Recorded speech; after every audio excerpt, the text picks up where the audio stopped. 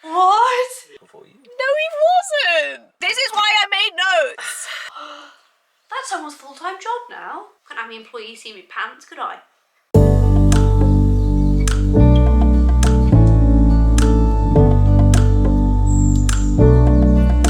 So James and I have been working together for just over 2 years, and we very recently hit a very big milestone.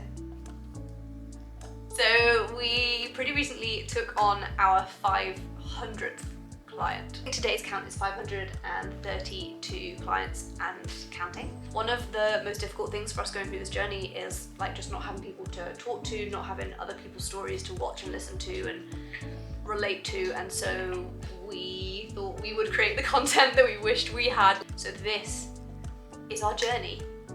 Oh, this is our journey to 500 clients. Before we get stuck into today's video, I just want to say a very quick thank you to today's sponsor. Today's video is sponsored by TaxDome, an all-in-one practice management platform for CPAs, bookkeepers, and accounting firms. With an integrated CRM and practice overview, you can easily manage your clients and organize your day to stay on top of your busy workload. Also, with automated onboarding and loads of other features, growing your practice has never been easier.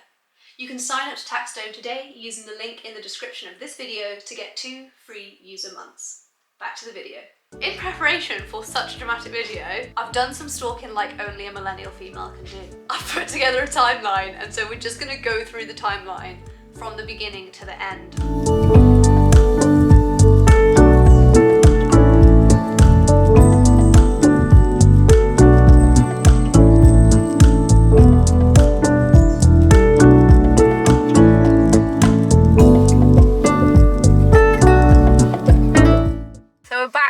Where it all began. It was our first home. Obviously it was the start of the business, but it was like the start of us too. Like we moved in together. I think we'd only been together 6 months, hadn't we? I just always get really emotional coming back here because it was tiny. It was tiny 2-bedroom flat. It was just the happiest place I've ever been in my entire life. Like I just was always so excited to come home. Like we'd go on holiday and I was just so excited to come home, and it was nothing about the building. It was what we turned it into. Like it's not the furniture, it's not any of that stuff. Like we had secondhand everything from the British Heart Foundation, didn't we? Like Facebook Marketplace and charity shops. Like we furnished the whole flat, and we just still loved it so much. There was just so much love in like such a small place. James started Strivex from the spare bedroom in the flat. He had a really old wooden desk, which was my desk from when home. I was in secondary school. So it was a really so his like old childhood desk, and he had a actual PC. It wasn't a laptop, it was a PC on the desk, and yeah, Pickle made us a family. So we got Pickle again, like I think we moved in together after 6 months, and then 2 months later we got Pickle, and then we became cat parents, which was the best thing to ever happen in my whole life. Yeah, so this is where Strivex started. I don't think you ever thought it would be bigger than you.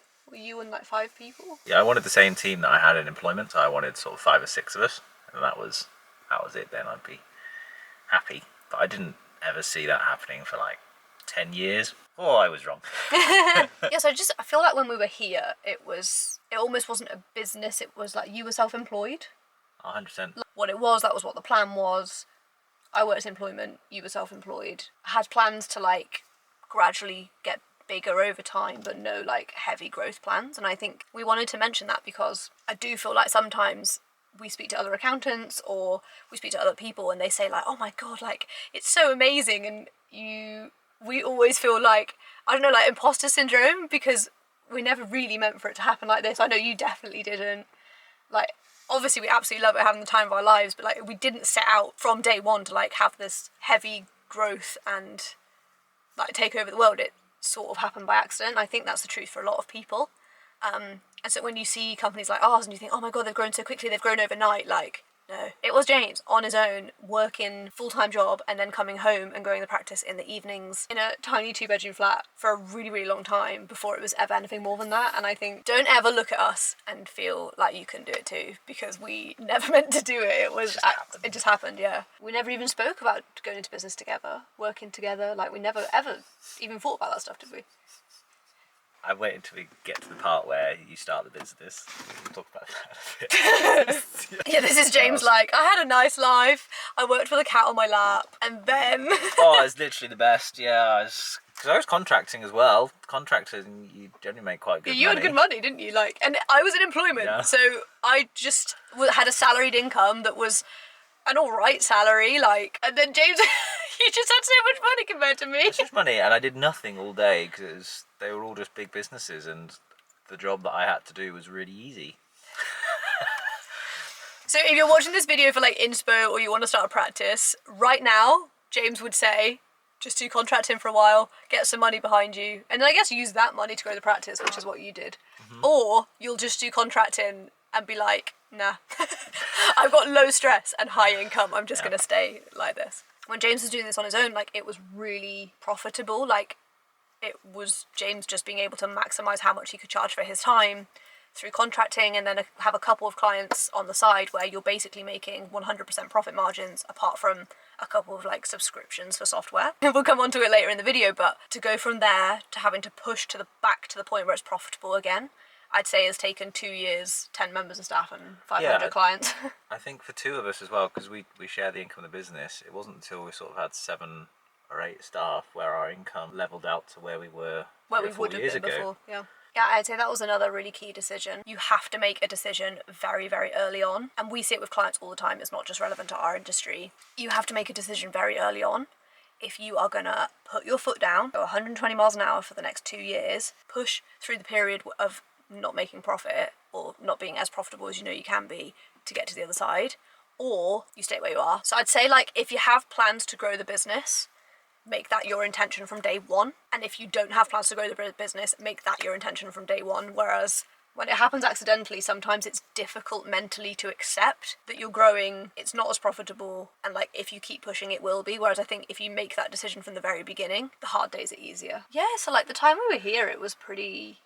It was just you. Pandemic hit March 2020. I guess at that point you had 50, 80 clients, was about to take on your first member of staff, and then pandemic hit, lost a contract that you were doing, sort of had to pause the conversations with the first member of staff, and then, yeah, we bought our first home. At the same time James was building the business, was the same time I was getting frustrated at work, was at the same time that we just took out our first mortgage. We just thought it was a great idea that I quit my job. We're laughing now, but it was bad, wasn't it? Yeah. I got really, really, really unhappy where I was. Just frustration, and it was, I guess it was a bit toxic, and I just really, really, really struggled. And so all of these things were sort of bubbling at the same time, and I remember, like, one day we both, like, really pivotally remember, I sat on our bed and I was crying to James, and I'd been looking for other jobs and there was nothing that felt right, and like, I really cared about the role I was in. I wouldn't have left for nothing. I wanted to leave for something and I couldn't find anything. And I remember crying to James, sat on our bed, saying, what if I came to work with you? And I was crying and I said, I promise, I'll find enough clients to pay for my salary. Well, you found a few. I promise. And yeah, then I quit my job. We started working together, and the rest is history. I've had to write the rest down because the order of which it all happened was so crazy. So the end of July, beginning of August 2020 is when we started working together. And there's a really important bit that I wanted to mention, is that a lot of people would like look at the journey, like, we've been working together for 2.5 years, that the practice has scaled in 2.5 years, and it hasn't. Like, James did all of the foundation work. James did the impossible bit, which is getting from client 1 to client 10, which I think is the hardest bit, and then he got from client 1 to client 50. So we had between 50 and 80 clients. James had between 50 and 80 clients when we started working together, and James did all of that. But I just wanted to say that, like, please don't compare your timeline to ours. I always say to people, I never would have become self-employed on my own, and like, I respect people that do it so much. And for me, doing it with someone that I love, like, it doubles the good bits. Like, to celebrate this milestone together is absolutely amazing, but it also halves the difficult times because you have somebody that you love so much to share it with. So we started working together in July/August, like end of July, beginning of August. Like, that's when accountancy was born. And I remember just saying to James that, like, I want... You know what you're going to say? What? You're going to say that was a really good idea, and I went, that's a silly idea. I remember saying to James, like, because I'd been learning in my MBA all about market segmentation, market positioning, looking at what's out there, looking at what's not out there. Specifically, we were in a pandemic. Like, I knew that small business owners were booming on the online on social media, and that people were using social media as search engines. And so I went to James with my solid proposal, and I said, I think I've found what I really think would work here. Like, I want it to be accountancy. I want it to be punny. It's funny. It's lighthearted. It's pink. It's very me. I'll be the face of it. This is what business owners during the pandemic want. This is what I think we should do. James said, stupid idea.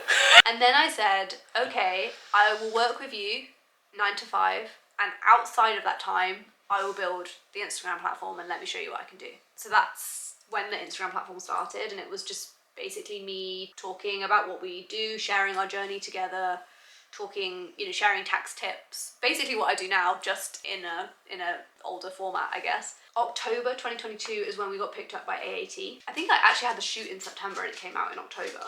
Yeah. 2022, I had my first ever cover of 20 magazine with AAT, where they just sort of wanted to showcase what we were up to, what we were doing, because it was really, really different. We always say that we don't try to be different than everybody else. There's a lot of accountants out there that say, we're different because of this, we're really nice because of that. You go on LinkedIn and it's like, hashtag, like, not your average accountant. And they're like, no, we are literally two average accountants. Yeah, we just try to do the right thing in a nice way to help people. October 20 was when I wrote the tax guide for influencers, version 1. Version 1, which was the book that I wrote to support influencers who, like, influencers are so independent. A lot of them didn't want an accountant, didn't need an accountant until you get past a certain point. And so I wrote a book, a guide to help them. So that was one of the first, I guess, big milestones. And then we were picking up clients. I think we must have got to about 100. And then in November 2020, we had to start looking for our first ever employee. What a find. What a find. Solomon. Sol was just absolutely fantastic. So Sol is in his 30s. He'd never had an accounting job. Both me and James are absolute super fans of the apprenticeship scheme, and so he had like the personality that we wanted, and we thought, like, we can just teach you everything else, but you want this really, really badly, and so, like, we want you. And so Sol started working with us from our dining room table, and, like, we all had bad backs because it just wasn't proper desk chairs and stuff. So we hired him. He came to work in our house. I mean, the only way I can describe Solomon is he has his own hashtag on Instagram because his clients are so happy they all put hashtag Sol, Super Sol. This YouTube video is sponsored by Solomon. Yeah, and so I think in that first 6-month period, that was the first time where it was really, like, building momentum in terms of, like, the brand and the business. And 1st January, we had James and Solomon full-time in the accounts team, and the January 21 was when the speaking events really kicked off for me. So I, like, within the space of, like, 2 weeks, I spoke at, like, a freelance festival and the 2021 Influencer Summit. I spoke at, like, 5 or 6 different events within a couple of weeks, and it really, like, did a lot. Then knew that we were going to have to hire someone soon again, because we were again picking up loads and loads of clients. But Solomon had a bad back, James had a bad back, everyone was miserable working from the kitchen table, and so Shed Q was born. Shed quarters. I'm going to pop a little video here of the transition, like the transformation that took place, because it really was insane, and it took place from February to March 2021. This is just a super quick tour of exactly what the building was like when we bought the house. As you can see, it really was just an empty shell, and this video is the process of James and I renovating our empty shed into an office fit for 6 people. So let's go.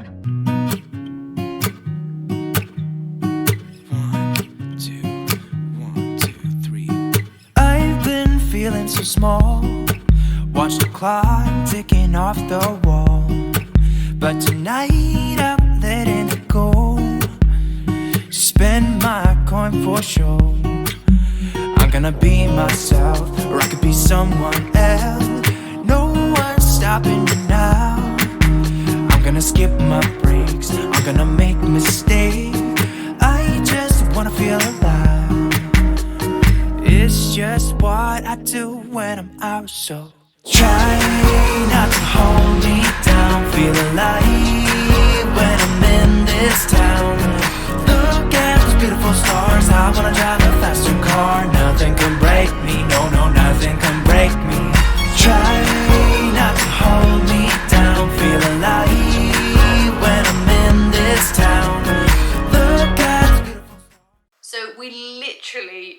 got shed quarters finished by like midnight the day before our second employee started. Jo was fantastic. Jo came from industry, so she was like experienced technically but not within practice, and so we really enjoyed working with Jo. Like, she's amazing. So Jo started in March 2021. Next on my timeline is April 2021, which is when I started my YouTube channel. Was a big deal. Like, up until that point, I'd only ever really been on Instagram. Momentum is building and building. We're getting more clients. So we then needed to take on an administrator, and that's when we found Natasha. Yeah, because so Rachel was bringing in, I'd say, leads 5 to 7 a day. That amount of leads was way more than a firm our size should be getting. And so the administrative burden of dealing with all of those prospects was huge. You forget, like, I was doing all of that. Yeah, so I would like get the work, like get the prospective inquiries in, speak to them, quote, follow up, on board, all the way through to the accounts team, and then the accounts team would have the accounts. Oh my god, I forgot. That's someone's full-time job now. So it was at that point that I think we thought we were going to have mental breakdowns. Then we recruited Natasha. Tasha is amazing. Tasha is a hairdresser, but she was doing AAT, wasn't she? She was doing AAT level 2. I was just thinking that at that point in time, we still didn't have a business phone. Everything went through my mobile. So I'd still have every single client call me, remember?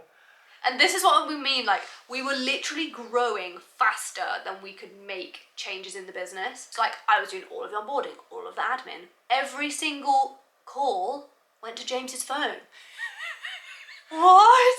Then Tasha came in. Tasha's absolutely fantastic. She's doing AAT level 2. She came on as a client coordinator. She's still with us now, but she's actually progressed into an accountancy role. So that's been amazing and like super rewarding. June 2021, so at this point it's the two of us, Solomon, Joanna and Tasha in ShedQ. June of that year, my merch came out.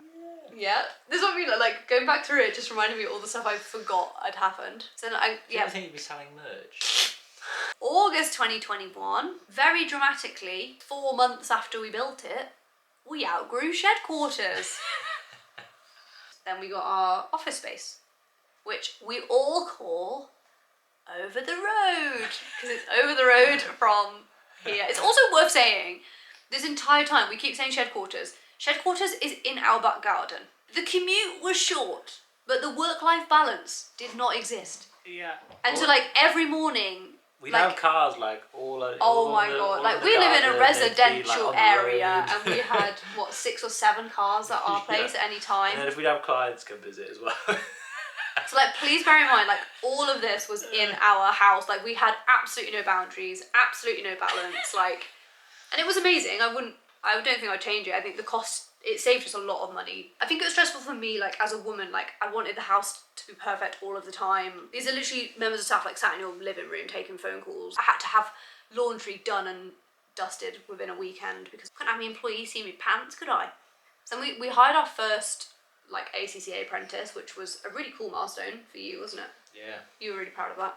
October 2021, this is like 2 months later, Chris joined us through the Kickstart scheme, which was the government funded scheme to get young people who had been impacted by the pandemic back into work. So we hired Chris. Then in December of 21, we hired Evie, who was our second ACCA apprentice. December 2021, I finished my MBA. We then had our QuickBooks campaign. In December / it got delayed because of COVID, so it was actually February. We had our first ever Christmas party with like an actual team, because the first year it was me, you and Solomon with a Christmas cracker, and Solomon doesn't even celebrate Christmas, so I think we just sent him home early. Oh, it's so wholesome. It was amazing. We did a Secret Santa and everybody bought each other nice gifts. Yeah, there was no like jokey presents, everyone was really thoughtful. Whereas me and James like, that was boring for a Secret Santa. March 22 is also when we had our second AAT magazine cover with the whole team on it, which was really cool, because the first time it was just me and then the second time it was a whole team. And then in April 22 we did our biggest ever intake of new staff. So this was the first time we'd ever taken in more than one staff member at a time, and we absolutely love it. James hates it because it cash flow payroll, doesn't like it, but workload. From a like morale and team perspective, I don't think we'd ever do anything else ever again. You forgot to say, every time we take somebody on, we do the Fun Friday. Yeah, we do Fun Friday. Yeah. So I think we just did it for Sol. We just kept on doing it, didn't we? Yeah. So every single new starter that starts, they get a budget and a set amount of time, and we just ask them what they'd like to do, and people just do really, really lovely things. Earlier this year we had 3 members of staff start at the same time, which was fantastic, and that was a manager of our accounts team, an accountant, and a client coordinator, because Natasha was going from client coordinator into outsourcing. Oh, April 22, my YouTube monetized.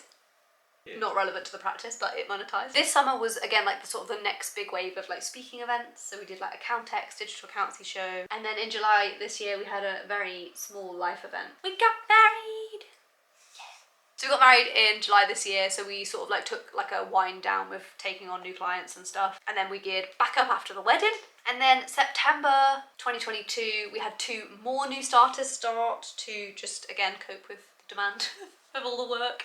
They've been great. Carol and Amy. So Amy is a straight fresh from school ACCA apprentice doing the route that James did, because he's just, I feel like you wanted someone to do what you did as well, like it'd be really nice for you. And then we've got Carol, who is our outsourcing manager.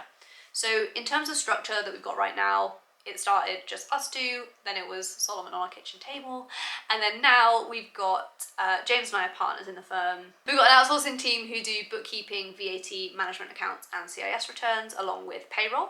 So we have Natasha, who is an accountant in outsourcing, and then we have Carol, who is the outsourcing manager. And then within the accounts team, we've got Tom, who is the manager of the accounts team, Emma, Amy and Solomon. We're currently at a team of 10. I feel like that was a whistle-stop tour of life events, but I just wanted to like word vomit the order that things happened in, because it's sometimes really hard to like assess the order. I think that's the hardest thing we've had to deal with, is our clients have gone from having just to deal with me to having to deal with 3 or 4 people, and managing that's been quite difficult. Yeah. It's like managing expectations is probably the hardest bit. I think even becoming employers, I never expected it. I'm a massive people pleaser, so I'm just the fun department.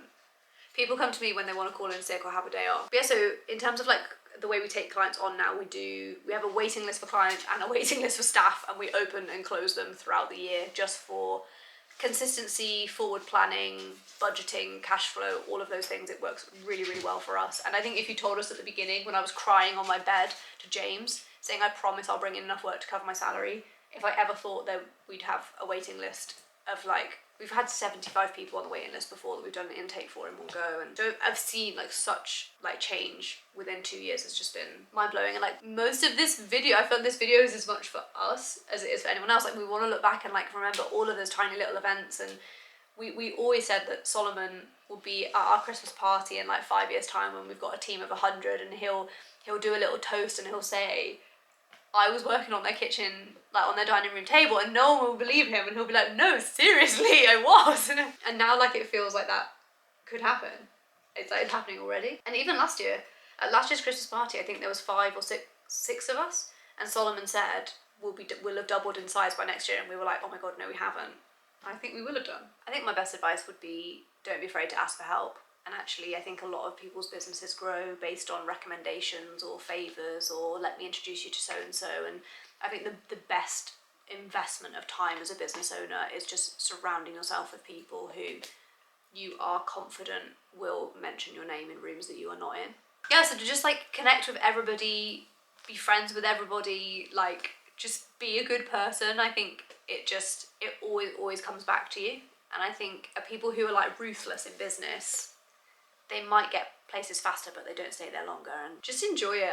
We both say it all the time how much fun we have. Like we both always feel all the time like someone's just gonna come and say to us like, no, you're not allowed to do that. No, you're having too much fun. You're not allowed to work together and be married. You're not allowed to be married. You're not allowed to be happy. You're not allowed to have a good time. You're not allowed to like do fun things with your staff. I don't know what the next video like this will be. 1,000. The first thank you before we close goes to my very glamorous assistant, Mr. James Harris. First thank you was to James for taking part in today's video. My second thank you has to go to TaxDome once again for sponsoring today's video. With their integrated CRM and their fully customizable workflow and so much more, their software is a great addition to any tech stack, and it really can help your firm to reach its full potential. To learn more, you can find their website below and sign up using my link to get an additional 2 user months completely free of charge.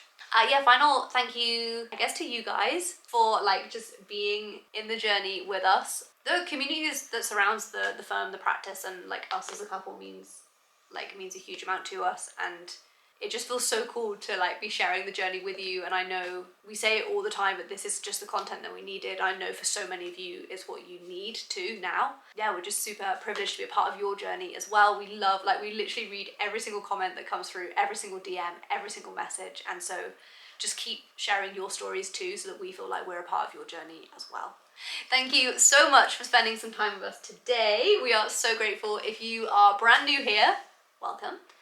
You can hit the subscribe button if you enjoyed this video. It is a fantastic way to support creators like me. You can turn the bell on for notifications every time I release a juicy video like this one. Give the video a thumbs up if you liked it, and let me know in the comments what you thought. Thank you so much for joining us today, and we hope to see you again very soon.